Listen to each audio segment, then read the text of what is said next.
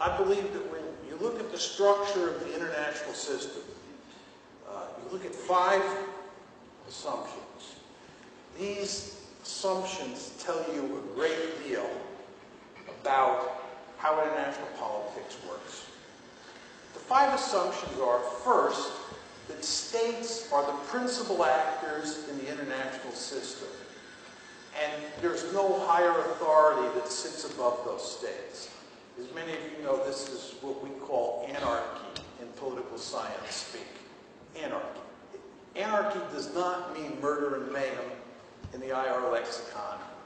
Anarchy simply is the opposite of hierarchy. It's just saying that the states are the principal players in the system, and there's no higher authority that sits above states. States are like pool balls on a table. That's the first assumption. The second assumption is that all states in the system have some military capability, some offensive military capability. Now, that offensive military capability varies across states. Belgium obviously has very little offensive military capability. Jordan obviously has very little offensive military capability. Germany, on the other hand, Israel, on the other hand, the United States, on the other hand, those are countries with a heck of a lot of offensive military capability. But nevertheless, Belgium and Jordan do have some limited offensive military capability. All states have some offensive military capability. That's the second assumption.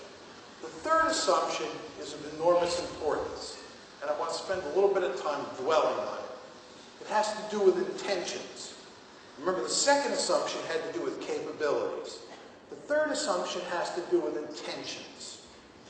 And there, my argument is that states can never be certain about the intentions of other states. And the reason that you can never be certain about the intentions of other states is that intentions are inside people's heads, and you can't get inside people's heads and see their intentions. Very different than capabilities. During the Cold War, when I was young, like many of you in the audience, during the Cold War, we used to be able to measure Soviet capabilities. We could count how many armored division equivalents they had. We could count how many SS-18s they had, how many attack submarines, how many Bear bombers. These were material capabilities that we could see and count. We had huge debates throughout the Cold War as to what Soviet intentions were. It was very difficult to figure out what Nikita Khrushchev or Brezhnev was thinking at any particular point in time. And furthermore, we didn't know really who was in charge in the Kremlin. So how could we divine what Soviet intentions were at any particular point in time? Intentions are uncertain. Take this a step further. Even if you don't agree with me on that point, even if you think that we can figure out what the intentions of another country are right now, my trump card is to say, you cannot tell me what the intentions of another state will be in the future. There's no way you can know future intentions. You cannot know whether another state will have malign intentions or benign intentions. And this is not simply because intentions are in people's heads and hard to measure. It's because the future hasn't happened yet and you don't know what their intentions will be down the road. Let me give you a really good example that has nothing to do with international relations that illustrates this point. And it's actually a very depressing example. It has to do with divorce. Anytime two people get married, they invariably think that the person they're marrying is wonderful and is going to have benign intentions towards them forever. Otherwise, you wouldn't get married, right? But obviously, at least in the United States, we have a very high divorce rate, which means it doesn't work out. And in many cases, the person that you marry ends up, over some extended period of time, having malign intentions towards you. And if you think about this, when you get married, there's no way you can know for sure that the person you're marrying won't turn out to be Attila the Hun.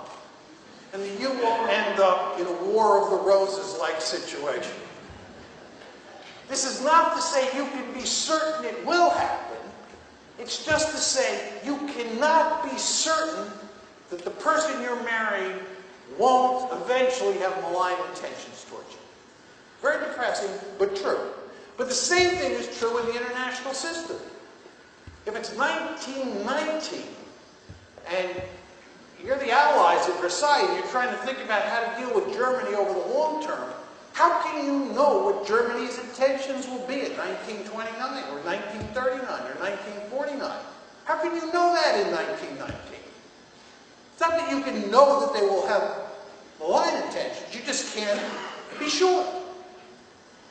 So the first three assumptions I've laid out for you is, number one, that the system is anarchic, which simply means there's no higher authority. Number two, all states have some offensive military capability. Varies across countries, but all states have some. And number three, you can never be certain about another state's intentions. In my opinion, you can't be certain now, and you certainly cannot be certain in the future. Okay? Those are the first three assumptions. The fourth and fifth assumptions are straightforward. The fourth assumption is that survival is the highest goal of all states or all countries. It's not the only goal, but it's the highest goal. For the obvious reason that if you don't survive, you can't pursue any of the other goals. If you get killed, you can't do anything else because you're dead. So survival always has to be the number one goal. Fifth assumption is that states are basically rational actors. They're strategic calculators. All this is a way of saying that states are quite good at coming up with reasonably smart strategies for maximizing their chances of survival. So those are the five basic assumptions that I make about the world, about the international system. Now you take those five assumptions, you put them in the blender, and you hit the on switch, and you mix them up, and you get three forms of behavior. The first is fear. All states in the system fear every other state in the system. The level of fear varies across states, but states fear each other.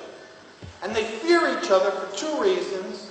It'll be obvious to you once I spell them out. First of all, they fear each other because there's always a possibility you'll end up next to a state that has a lot of offensive military capability and malign intentions. There's always a chance you'll end up next door to Nazi Germany or Imperial Germany or Imperial Japan. The second reason that states fear each other is that if you get into trouble, there's no higher authority that you can turn to because it's an anarchic system. You know, in the United States, when you get in trouble and you want to dial the police, you dial 911. I like to say there's no 911 in the international system. You dial 911, you know who's at the other end? Nobody. Nobody. There's nobody to call. And that leads to the second form of behavior, which is self-help. States quickly figure out that in the international system, because there's no 911, because there's no higher authority, and because you fear other states, you have to take care of yourself. As I like to say, God helps those who help themselves in international politics. The third form of behavior that you get is you quickly figure out that the best way to survive in an anarchic system where you can end up living next door to a troublemaker, the best way to survive is to be really powerful. To put it in colloquial American terms, to be the biggest and baddest dude on the block. You'll be really powerful.